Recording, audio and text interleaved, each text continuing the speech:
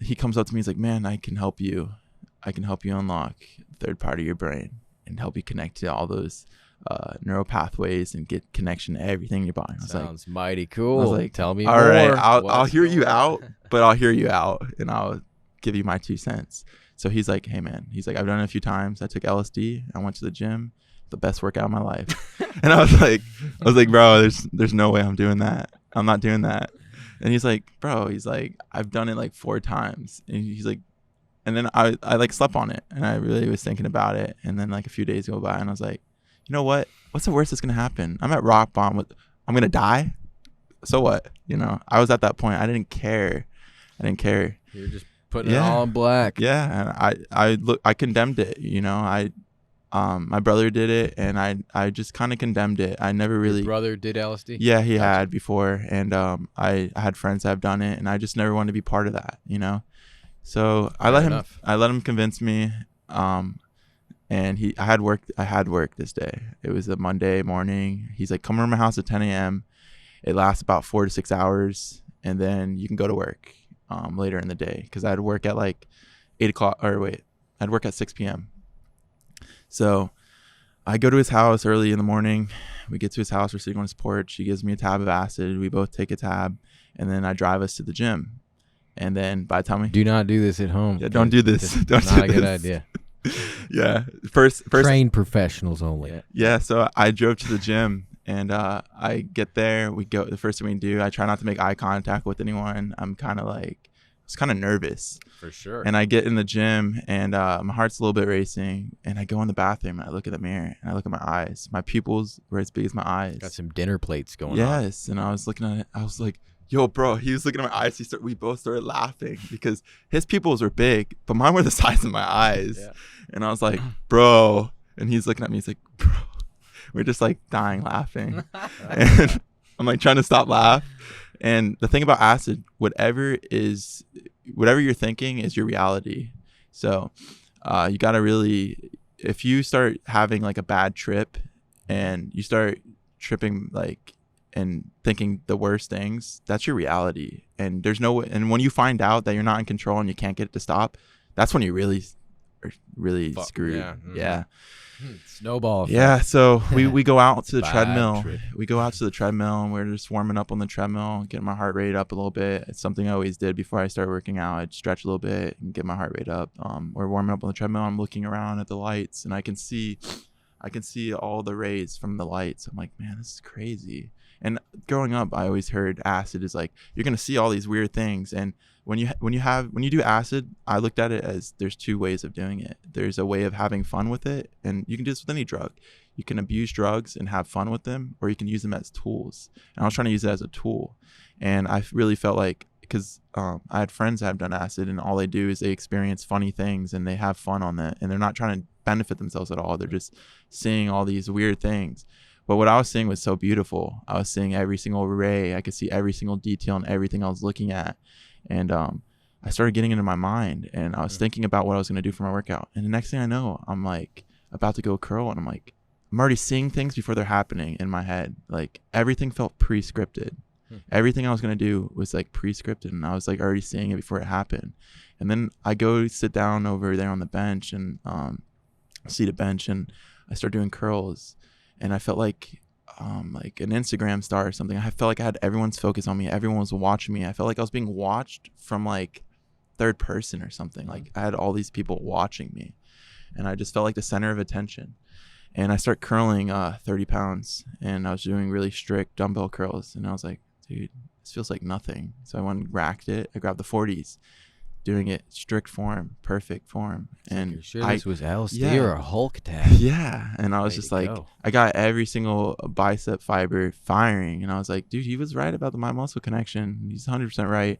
But the only difference is I don't feel pain. There's no limitations right now. I can do whatever I want. So I put down the 40s and I go grab 50s and I start cracking out 50s. I'm like 8 reps in. I'm like, dude, this is impossible. I look over at him. I was like, dude, he wasn't joking.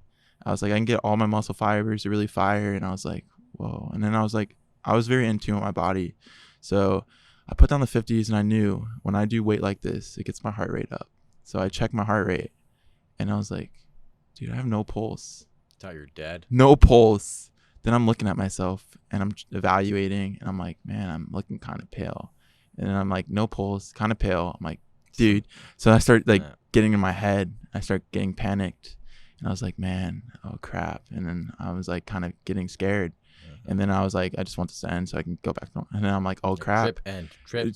And then I was like, oh crap. You can't stop when you want to stop. Yep, you're in it. And I was like, oh man. And then I start getting all this anxiety. And I never have anxiety. I've never had anxiety in my life. And I start getting anxiety and like I start having like almost like a panic attack. And then I'm like really trembling and scared and shaking. And I'm like really scared. I'm like, man, if I could see anyone right now, I wish I could see this guy, Nick. I used to work with this guy.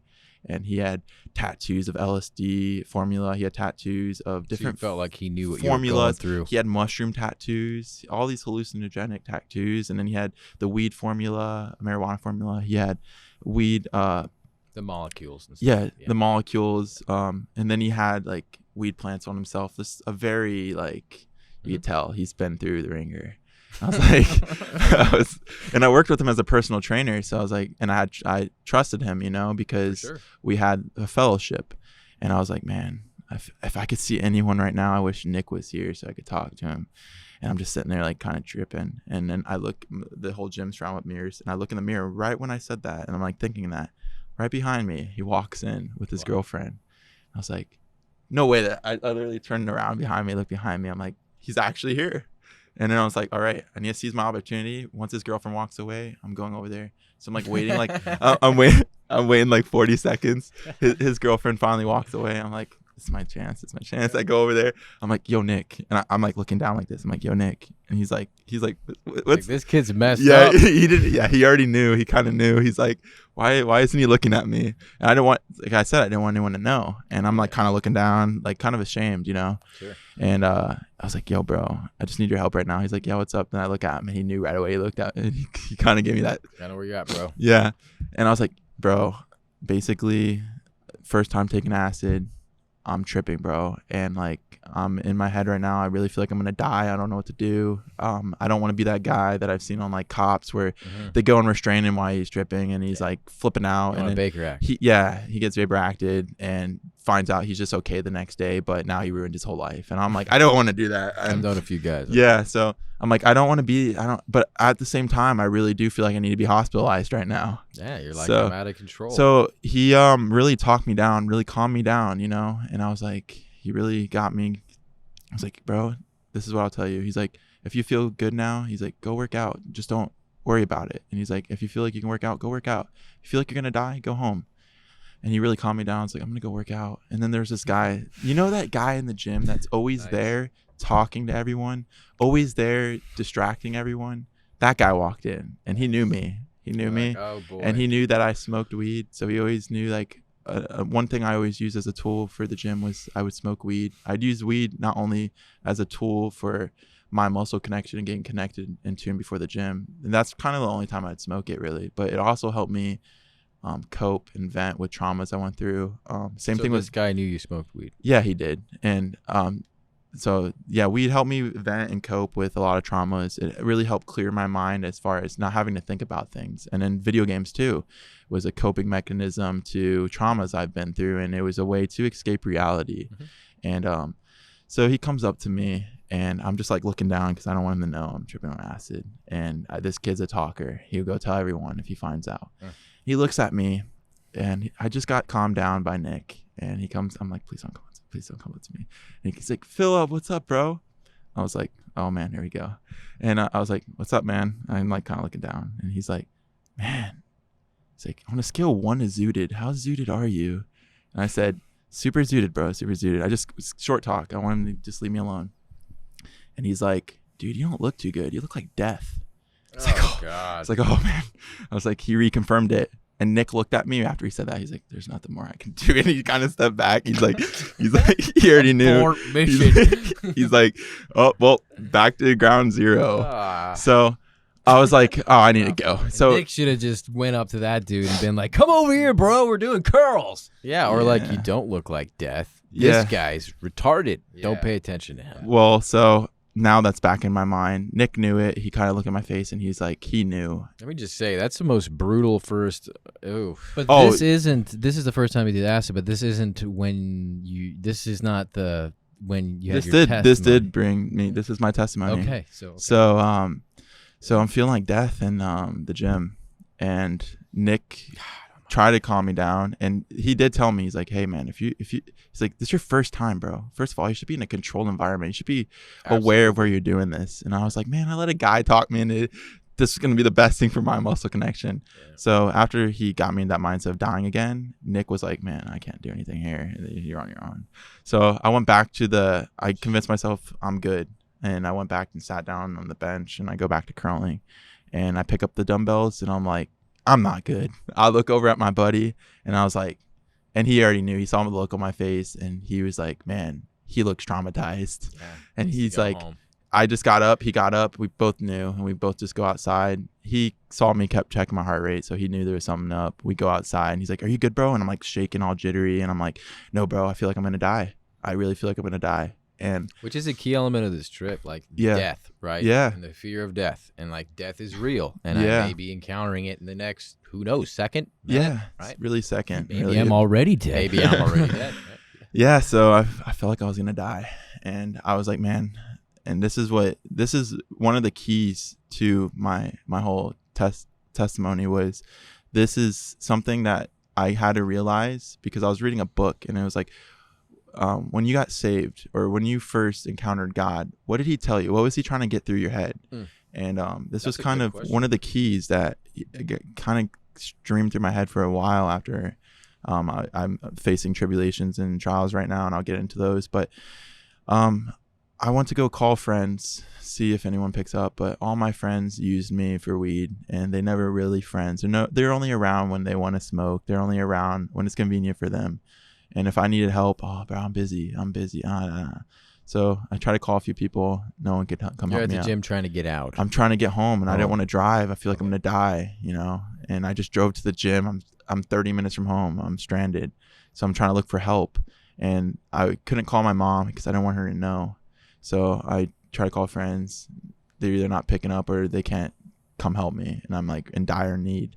So I call my brother. I'm like, yo, bro. I was like, dude, can you come help me real quick? And he's like, what's up? I'm like, bro, I took acid. I feel like I'm dying. I just need your help. Please. I was like begging and pleading like for my life. And my brother's like, right now, bro? I was like, dude, don't pull this crap on me. I was like, you've been a crappy brother my whole life. Pull through for me one time, please. I'm like begging for my life. Yeah, for real. And he's like, so I'm in the middle of a game. I'm like, a video game? A video game. God almighty. Like, excuse my language, but I was like, dude, you better effing put that game down right now. I was like, and come pick me up, bro. I feel like I'm dying. You've been a crappy brother. And if you're going to abandon me over a video game, I was like, all right, come on, man. I was like, just show up, please. I was like crying. And he's like, let me finish this game and I'll call you back. And then he hung up. And I was like, man. And then my buddy he starts like laughing, like almost hysterically. And he goes, bro, when are you going to realize no one cares? And I was like, man, that's not true. And he's like, bro, when are you going to realize no one cares? Look at all these people you just try to reach out to. No one really cares. I was like, he's right. And I felt like I'm on my deathbed. No one cares about me. It's a lonely feeling. Yeah. And then you get abandoned by all these people throughout your childhood. You're really like, man, my mom doesn't care. My dad doesn't care. My brother doesn't care. My friends don't care. My girlfriend doesn't care. No one cares. So I get in my car and I start driving home. Worst 30-minute drive home ever. No. I was accelerating. I was decelerating, decelerating. I was driving with my heart rate. Yeah.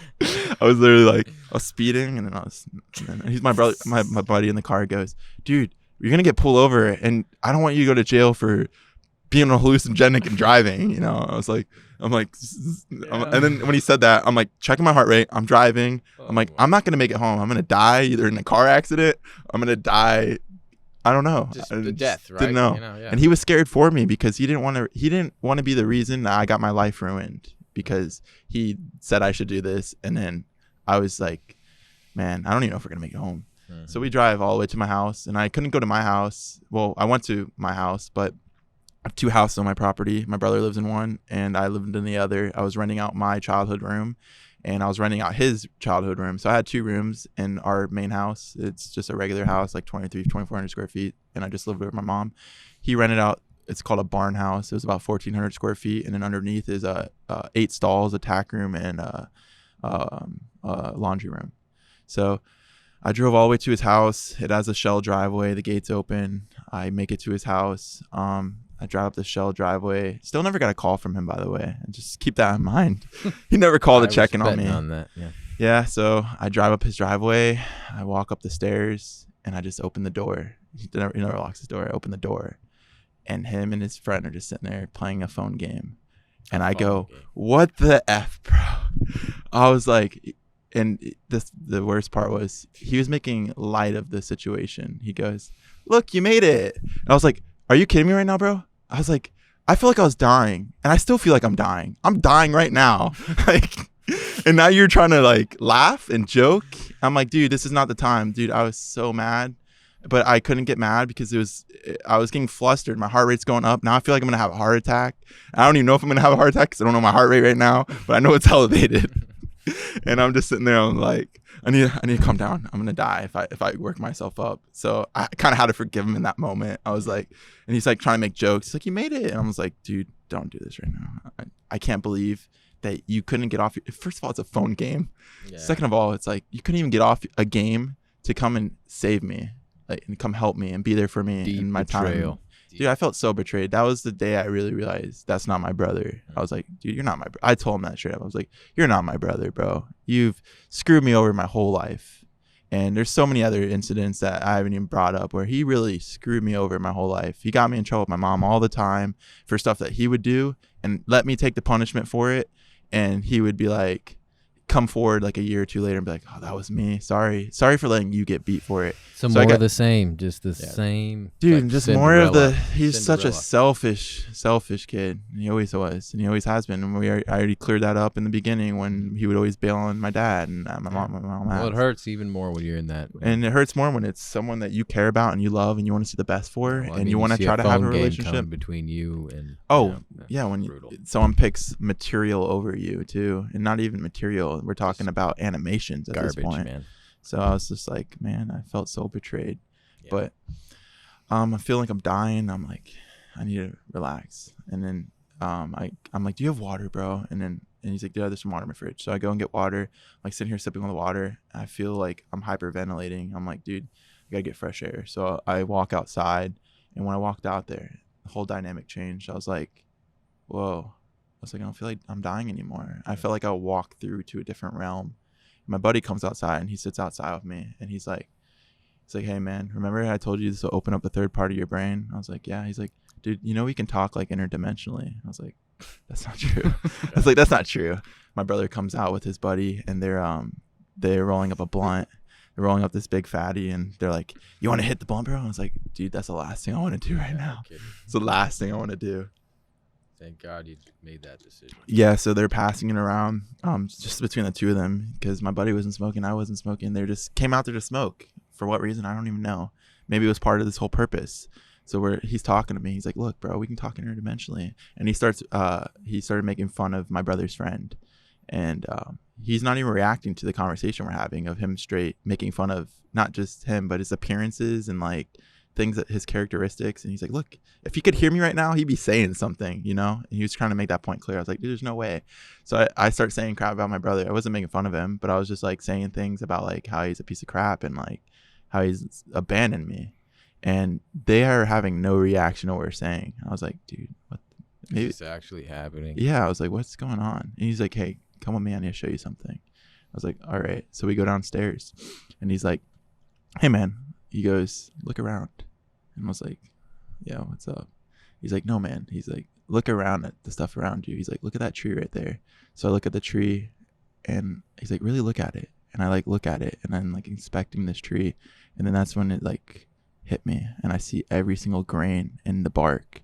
I see a little ant crawling up the tree, and I see every hair on the ant's leg, every hair on the ant's body. I could see, like, you know, like a centipede, how their bodies are like connect. I could see where its body connects. I can see every single detail. I'm like, I've never seen this in my life. And I just saw the beauty in everything around me. And I started looking at everything and seeing in everything I started looking at. And I was like, whoa. Traditionally speaking, that's what LSD is supposed to do. Yeah. So I was like, whoa. And he's like, bro, look around. He's like, look how beautiful this world is. And I started looking around and I just started crying.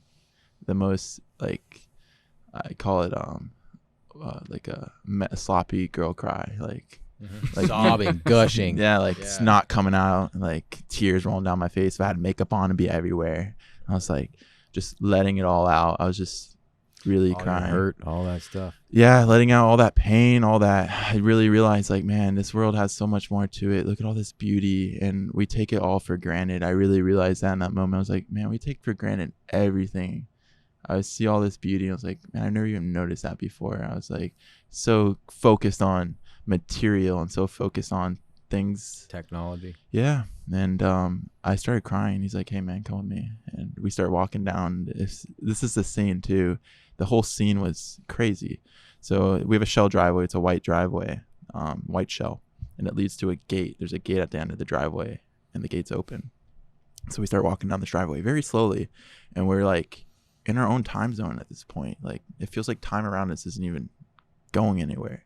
We're like walking down. He's saying so many different things to me, and like I can't even recite everything he said because it felt like we were talking for hours. And we're about halfway down the driveway, and he looks at me, and all these things that he was saying to me didn't make sense to me at the time, but looking back at my trip, it's the gospel. And for the first thing he said to me was, hey man, you feel like all these people don't care about you. You feel like all these people have hurt you. You feel like these people betrayed you. And he's like, they might have, and they probably do. And they're going to continue to hurt you, and they're going to continue to let you down. And he goes, but know this, bro. He goes, they're all in a box, enslaved to their sin. And they're all slaves to their sin. And they don't even know that they're hurting you. They don't know they're hurting the people around them. And they're all slaves to their sin. And he's like, you can't blame them. They don't know what they're doing. And I was just like, and he continues just stating different things. And then I was just like, kind of thinking about all the different, he's like filling me with wisdom right now. And he goes, bro, it may seem like no one cares about you, but there is one person that cares about you. And I was like, oh yeah, who's that? And I kind of like smirked, and like, I was like, I didn't care about life anymore at this point. And he's just like, it's God. God cares about you. I was like, God cares about me. Who's God, you know? And he's just like, I was like, am I gonna get to meet him? And he's like, you get to meet him in time. And I was like, so what about all these people I love and care about? How can I help them? You know? He's like, just spread the word of God. I was like, that's not even mean. So we start walking down this driveway more, and he was saying a lot more different things. And we get to the end, and he recites this long verse. I can't remember the whole verse, but he's like, welcome to the valley of death. He says some long scriptural verse, and I was like, what? And then he says your number, and then he lists this long number. I'm hearing all these digits, and I was like, and then it hit me. I was like, man, life is just a story. And I'll give you an example. Let's say you're the 5th person on earth to die. Life is just a story of your life, and then when you die, you're a number in a book, and then you're living, or then you go and face judgment, and your life is going to be based on how you live, or your judgment's going to be based off how you lived your life. So he was like telling me, you're going to be condemned, and you're going to face judgment for blah blah blah. It's just going on, and I was just like, I'm dead. And I hear this long number. I was like, I'm just number da da da da da. And I was like, what? And all this stuff. From feeling good to feeling like crap all these things are running through my head. Really, the only thing I cared about was like, man, I'm gonna lose all my gains. That was like one of the first things I thought of. I'm like, I'm gonna lose all my gains. I have a girlfriend still. I hadn't broken up with her yet. I'm gonna lose my girlfriend, and we were going through stuff, you know. But I was like, I'm not even gonna get to say bye to my girlfriend. I'm not gonna get to say goodbye to my loved ones, my brother, my mom, all these people that I care about, my friends. I was like, I'm not even gonna get to say goodbye to anyone. I was like asking him this, and I was like, I'm dead. He's like, not quite. And I was just like sitting here. I'm like, just kind of like thinking about all these things I took for granted, all these people that I didn't get to show love, didn't get to show how much I really cared, because I had all this hatred and bitterness, and like all I cared about was money. And when I got humbled losing all that money, I kind of had a different view of money, but I was kind of like the Lord was doing all these things in my life, all these tribulations I faced throughout my life, all these things I experienced were all to lead me to this point. And this is how the Lord ended up bringing me to him. We were sitting there and he was reciting all this, and he goes, I'm gonna make you an offer right now.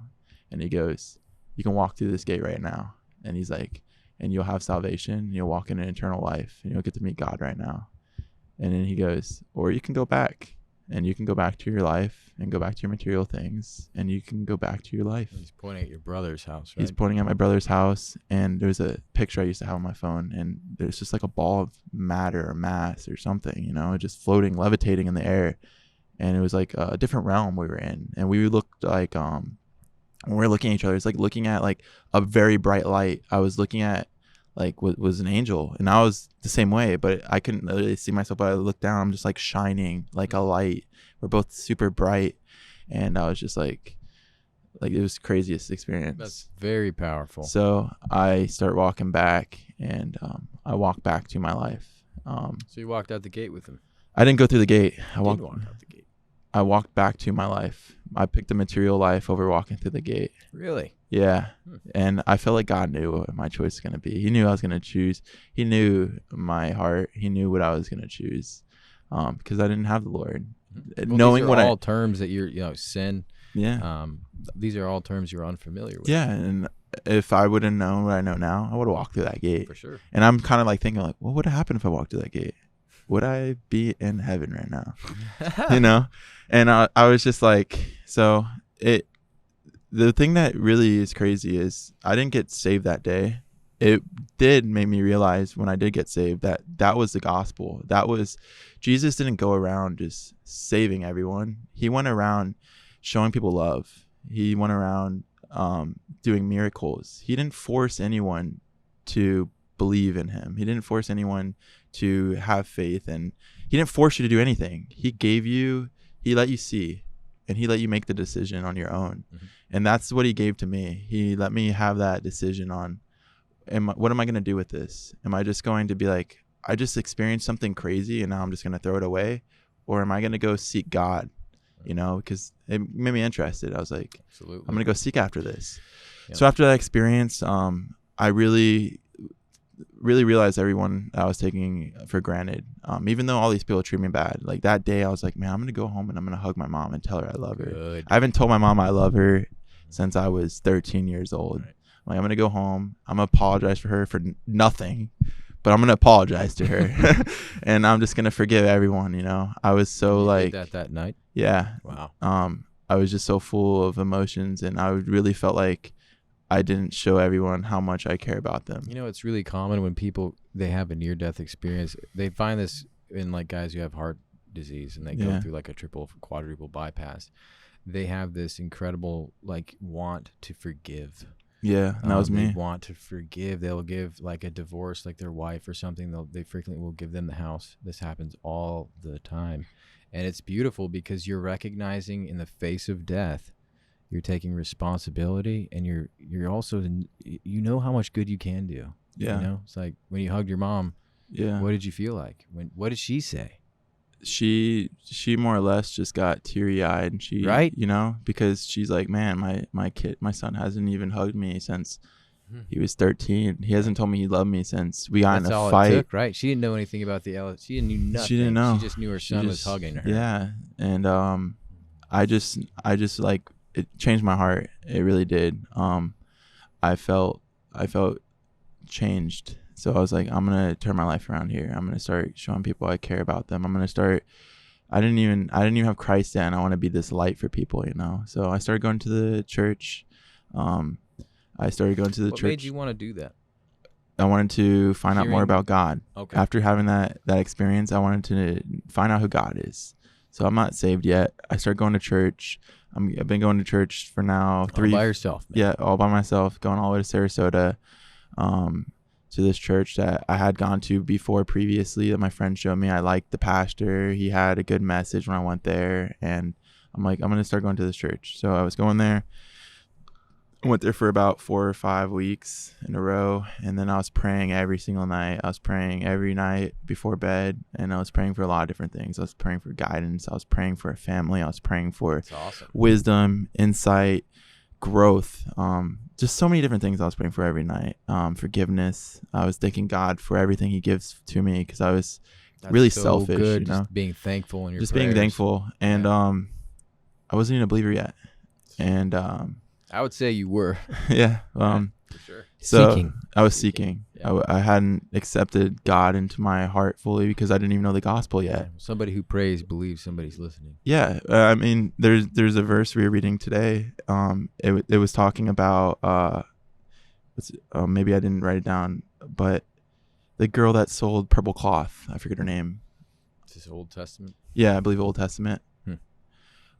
She basically Paul was preaching to her, and then she accepted the Lord. But before she accepted the Lord into her heart, she was already worshiping God, but she hadn't accepted the Lord into her heart until Paul came there. And then it says the Lord opened her heart to accept Him, and that's kind of how it was. It was like I knew there was a God, but I didn't know the gospel. I didn't have the message of having faith and having salvation. I didn't know the message of that. It reminds me of the Ethiopian. I think he was not a powerful guy, and he was reading Isaiah.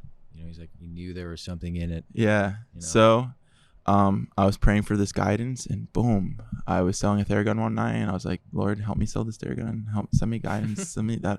I'm just making this prayer, and I woke up the next morning. I have 6-7 offers on my Theragun, and like I was saying, I got 3 offers full price. I had people wanting to pay for shipping, wanted me to come meet them, and they'll give me an extra $20 for gas. And then I had John message me, and I was like, this guy's offering me like $35 less when I'm asking, but he's like willing to come meet me wherever. Yeah. And he happened to live in Sarasota, and I was going to church there that next day, and I was like, yo, would you be able to meet me at church? And he's like, yeah. And he's like driving there. I sent him my address, and he's like, oh, so you're a fellow brother in Christ? And I was like, yeah. And then he pulls up, we talked, and then that's where I told that whole story about how we went to the gym. We started this whole thing, and let's just get forward basically to when I came to their house, or tell me the story of Job, and then he put me on John. He put my bookmarker in John. He said, next time you come, let's talk about this. And I went home, I read John that whole week, and then I came back, and he asked me if I had questions. He explained it to me more. And then I accepted the Lord into my heart that day, and I had salvation. And I would say about 2-3 weeks later, they both were like, hey man, we think it's important that you get baptized. We don't want to rush you or anything. Is that something that we want to tell you about it? We want to explain it to you, what it means. And we don't want to rush you. We want you to have the decision and do it on your own time, kind of thing. I was like, all right. So then the next time I came, we ended up going to, what was that, Turtle Beach? To Turtle Beach, they baptized me in the water, and then we had like 4 different families come up and be like, oh, you just got baptized? And like all these people just approaching us and like, your fellow brother. Like and the church game was like. Yeah, everyone. And it was like, what, like 9 in the morning, 10 in the morning, and everyone's just like, want to be our friends. Yeah, And I was like, this is great. getting approached by girls like, hey. And I was like, what's up? Baptized. Yeah, so Fresh on the so market. I'm a believer.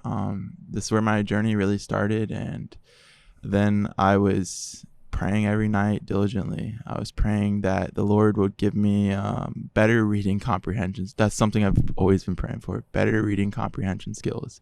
It's something I sucked at in school. You're great at it now. Yeah. Man. So I mean, Because I've been diligently reading, and that's what it takes. And my brain was fried. My dopamine receptors were fried from gaming. Yeah, it's like 2 colors, a lot of text. Yes. Screw this. Yeah. Boring. This is not simulating at all. So, I was praying. One thing I was praying for the most was a family, and I really felt like the Lord was speaking to my heart, and He wanted that for me. And that was one of my desires since I was a kid, and it's something that was always on my heart. So I was like, man, He's gonna send me a family. I know it. He already just sent me these brothers, and then I'm like praying for. I want to pray. I was praying like, start loving myself, start caring for myself. And next thing I know, I'm like at the brother's house. They're showing me the shampoos they use. They're showing me all this different stuff. And I'm like, dude, the Lord's really answering my prayers right now. And that was like strength in my faith. Like it was like answered prayers right away. constantly, like so many different things I was like noticing constantly was answering prayers. And then I'm like praying for family. Next thing I know, this girl messaged me, or she messaged or commented on my Instagram post of me getting baptized, and she commented on another post of me posing with a Rough Diesel, and she's like, it's crazy how the Lord's working your life, da da da. And I messaged her, and I DM'd her, and I was talking to her a little bit, and she had asked me how long I've been a believer. I just told her I just recently got saved, and we basically had a good connection. We were just talking for about a week, and then she was out of state, and she's like, hey, I have this family church that was a lot closer to my church that I was going to, and she's like, you should really check it out. It's a family oriented church. And I was going to a bigger church. Wow. And I was like, all right, I'll go check it out this week. So I texted her the next day. I was like, hey, it's at 9:30, right? And she's like, yeah, and sent me the address. So I want to stop you right here. Yeah. I want to give proper time to this part of your story. Yeah. Because this part of your story has a wonderful learning experience for us. Yeah. So we've taken, it's just the time. So we can, maybe we'll have you back on again to be able to hear, to give that the proper attention it deserves. Yeah.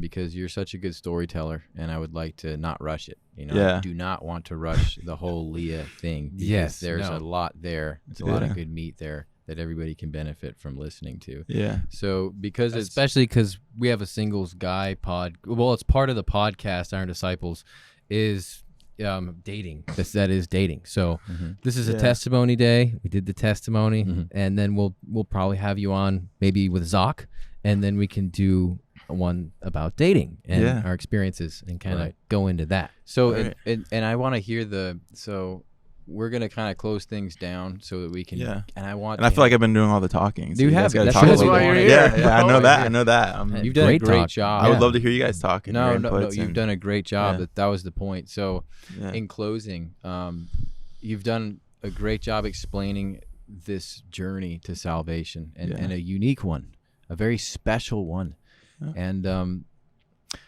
moving forward from your salvation in this, is there any closing things you want to offer up in this journey? Is there anything you want to say before we close? Yeah, so I would say that the Lord can use any kind of circumstance. He can use a non-believer. He can use a drug. He can use he can use whatever he wants to bring you to a saving salvation.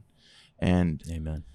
The only way you can get saved, the only way you can have salvation is believing that Jesus was sent for your sins and died on the cross and rose on the third day. And you have to honestly believe that in your heart.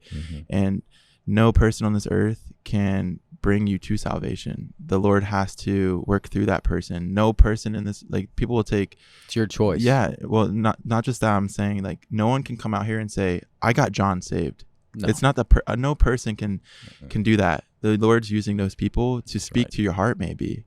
But at the end of the day, it says it pretty clear in the Bible. The Lord is the only one that can convict you and bring you to a saving salvation. Absolutely. 100%. And the Holy Spirit really worked in my life and worked through all my circumstances to really bring me in such a unique way to Him. And if there's things I didn't experience, if there's certain things, like if I didn't hit that rock bottom, I probably would never been saved. If my family, let's say my family found a way to be together, you know, neither one were Christians. My dad's a Christian now, but at the time it's like I would have still had no Christian lifestyle. I probably would be living such a materialistic lifestyle. I might be happy right now, but for the wrong reasons, because I just have this material. And the thing that I always tell people now is, like, material is meaningless once you find out the real purpose of life, and that it doesn't matter how much you acquire in this world, because let's say you acquire all this stuff. What's the point after that? There's no point. Once you acquire everything, you can listen to any of the richest people in the world who have broken so many records for so many different things. And then they're like, are you happy? And all their answers are no, because they have accomplished everything in life and realize life's meaningless outside of the gospel. And that's something that really has hit home with me, is people will just grind their lives away, and then they really realize that. And that's a question I asked my mom. My mom's an atheist, and she's kind of been bashing me all the time about having a Bible, reading the Bible, and she's now accepted it that I'm going to do it, and she wants whatever makes me happy, you know. And I asked her one day, I said, Mom, I was like, what's the point of life? I was like, because you have this whole this whole like grudge against the It's a Bible good because question. your mom pushed it on you and now you just hate it. But what's the purpose of life? And you know what she told me? She said, the purpose of my life is to set a good foundation for my kids, to save up and build up as much as I can for my kids. And I was just like, all right, let's say you achieve that. You get your kids all this stuff so they can have a good foundation, so they can build their family. All right. Now they have all this stuff, and then they acquire stuff in their life. And now that's the purpose of their life, because that's the purpose of life, is to acquire this stuff. Now let's say you're so successful and you acquire all that stuff for your kids. What's the purpose of their life? They already have everything. Now you just took their purpose from their life. So there's no purpose now. So how does it translate to them if you took care of all those Yeah, issues? so if that's the only purpose of life, to acquire all this stuff, what's the purpose outside that? And that's what's the problem in our schools now, is they teach evolution, which is the theory of everything came from nothing. So you're a mistake. You're technically a mistake. They can't even explain the Big Bang theory. Everything just happened. Everything came from nothing. You happened by mistake. You're a mistake. So what's the point of life? You're a result of a random number generator. Yeah, you're just Welcome to Earth. Yeah, so it's a lot harder to believe that the chances of that even happening. It's harder to have faith in that story than to believe that everything was created by a creator that is all powerful. And the whole thing, how can someone resurrect from the grave? How if you can get the concept that someone created all this and spoke it into existence, it's super easy to believe that Miracles someone can was happen, able to That's get not raised from the grave. If he can create a person out of dirt, if he can do any of the, like some of the miracles are like, how could he do this? Dude, if he can create everything out of nothing by just speaking it into existence, he can do any miracle that is in the Bible. That's because they presuppose with atheism that supernatural events can't happen. So the question, they throw out the whole premise. Yeah. And yet they're here. You know, I've had friends who have had psychedelic experiences, and going back to when you're looking at the tree. Yeah. A lot of times they slow down enough to like, frequently it's a tree. Sometimes it's like an animal, you know, they're in nature and they're looking around them, and it dawns on them, the beauty, the intense beauty of what these things are. And many times that's where their whole journey begins, of like, they recognize that there's handiwork involved, you know, and then that's a miracle in and of itself. The beautiful puzzle pieces that are around you, you know, and that's something that we take for granted, you know, we blow through life all the time. So, and that's miracles are all around you. Yeah, and that's one thing I really got out of my testimony was we take life for granted. And that's one thing that's always constantly in my prayers, just being thankful for every day we get, and being able to make the choices. We get free willpower to make every choice we get to make every day. And one thing I always pray for is discernment to make the right decisions, and the decisions that are going to bring God glory and honor, because outside of that, I mean, well, it goes back to what you said. No one's responsible for the work. God works through them. Yeah. So the glory goes to God. So let me be a vessel. Yeah. Work through me. Let me make the right decisions so you can work through me the most. Yeah. You know, and bring the glory to you, Lord. That's one of the things I love about the crowns, like for all the faithful, and they do all these things on earth. What do you do with the crown?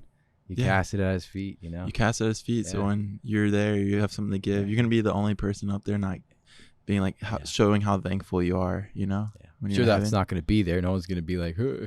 But still, it's going to feel good to pitch that crown over there. You know? To have something, like imagine you go to a party without a gift. Like, you don't always feel bad about that, but you're like, man, everyone brought something. Could have brought something. Could have brought something here. Yeah. Yeah. So isn't it? It's better to give than to receive. Yeah, and that's one thing that's really changed my life. I've been extremely humbled, as far as being humbled with losing a lot of money. Now I've been straight up, like I was working for a cleaning company. I probably made close to $4,000 in tips. Maybe I'm probably over exaggerating. Probably close to $2,000 to $3,000 in tips, and I gave away just about all my tips through giving food to people, through buying gifts for people, through just giving to some of my mentors. When I experienced the whole thing, you suggested that I get a mentor in the church, and I really wanted to do that. And I figured I couldn't I couldn't possibly get someone to give me 7 days, and that's what I wanted to do. I want to do 7-day mentorship, 1 hour a day. I wanted to really grow. That's Phil. He wants to go hard. I wanted to man. grow, Yeah. and I was like, I can't do that. I was like, everyone at my church is married, and I was just like, Who's got that kind of time? yeah. So I was like, I found a way. I was like, wait, I could just find 7 different guys to give me an hour. So that's what I went and did. I love And you. When you get dedicated to something, you go after it. Yeah. So, Whether it be the video and games or the it's bodybuilding. crazy because God works in crazy ways, because a lot of those people, like, it just happened to work out in the way that some people flaked off. Some people started doing it a certain way where we do a phone call in the morning. I do a phone call with you on Wednesdays. I do a phone call with you on Mondays. And then I have a fellowship meeting with my pastor. I've been doing that with him since I started going to the church. And then I have 2 other mentors that I meet in person, and we do a discipleship book. And then a lot of the flaky people that were kind of always bailing and couldn't, that kind of they made a commitment that they didn't have the time for. So I don't hold them to it, but I just wish they would have been a little straightforward, because some of them like would still kind of like be like, yeah, we can meet this. And I'd rather you just go ahead, blow me off completely. Don't give me that hope, and then just continue to let me We're down. men here. Yeah. Say yes or no. Yeah. Let your yays be yays That's all. and your nays Yeah. be nays. And that's all I wanted. I just wanted a straightforward. If you can't do it, that's okay. I'm not gonna hold you to it. I'll And find someone I else to want to point replace out something really good to keep your coals stoked, that you followed through, because you asked suggestions from those around you. Yeah. And not only did you follow through on them, you also built on them. You said, well, if that's important, what can I do with it? That's going, let's be creative with this. What's good with one guy for 1 hour? Let's do 7 for, and if you don't have fellowship in the church and you're not trying to learn from somebody who knows more than you, and you're seeking out those people to make relationships to grow, then you won't grow.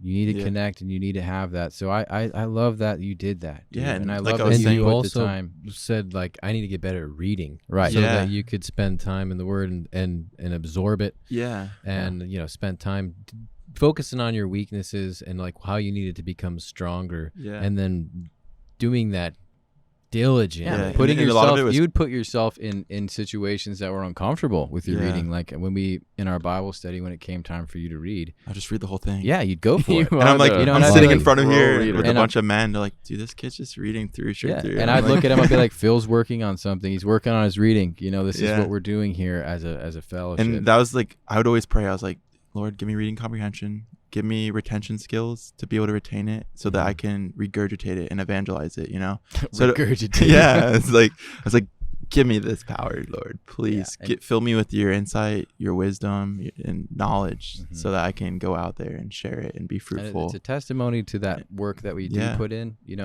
because there's this dilemma I think a lot of Christians face, is like, am I doing the work or is God doing the work? Well, if you're showing up and you're putting in effort and you're allowing yourself to be led into the things that God is putting into your life, you have a Yeah. teachable heart, then he's doing the work, in terms of giving you the fruit and in making sure that what you choose, if it's good.